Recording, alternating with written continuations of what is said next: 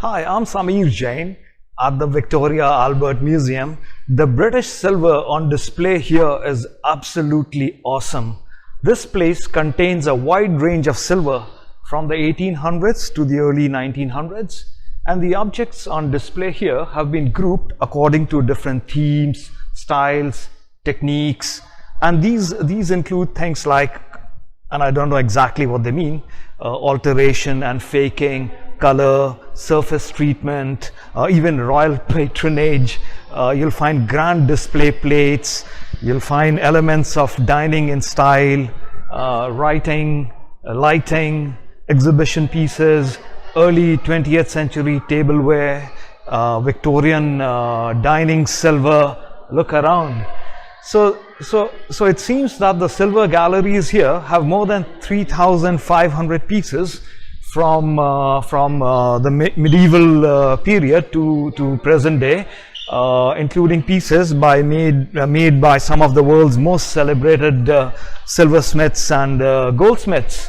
You'll find enormous flamboyant table centerpieces made for earls. You'll find silver rattles with attachments of coral for treating. You'll find wine coolers such as here. You'll find delicate bands of silver lace for decorating dressing tables. You'll find Elizabethan gentlemen's gambling counters, a collection of miniature silver toys, and you'll be able to find out new fashions for drinking coffee, tea and chocolate at the end of the 17th century. It's a place to marvel at the inventiveness of the makers of cheap silver substitutes like a Sheffield plate. It's a great place to learn about the silver hallmarking system. Take a look around.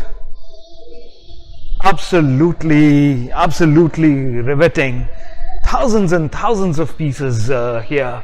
I've seen a 3rd century Roman ointment pot, a 16th century Mexican perfume burner, a table created in 2012 by Miriam Hanid. It also holds the national collection of silver and has strong collections of European silver, particularly from Spain and Germany. And amongst these objects are some extraordinary survivals. There's an English incense holder and a censer that's made around the 14th century for the monks of Ramsay Abbey. These were discovered in the mud of a drained lake, while you'll also see an exquisite frame made for Louis XIV of France. It's said to be the only surviving work of royal goldsmith Pierre Jamin. The collection of objects that are used in worship is pretty vast here. There's a sacred silver collection. It's made for Catholic worship, Catholic and Protestant actually, from Britain, Europe and beyond. There's also a small but significant collection of Judaic objects that is used in Jewish worship. The collection dates from early medieval times to 2010, 2014. And it's interesting to realize that the Christian church has always been one of the most important patrons of the goldsmith's trade, and throughout its history, precious vessels of gold and silver have played an important role in the rites and ceremonies as they have in Jewish faith. Some of the finest examples of this art can be seen in silver that's made for worship. Take a look at this. And some elaborate pieces were designed to evoke awe. Now this evokes awe, doesn't it?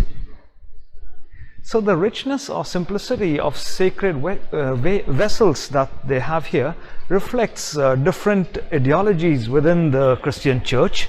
And at various stages of the church history, special kinds of silver have been made in response to concerns and beliefs.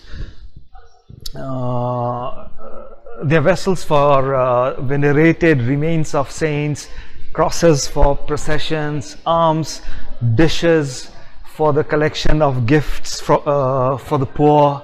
And this diversity, it's not just silver, it reflects the complex history of the church and the living faith of its members.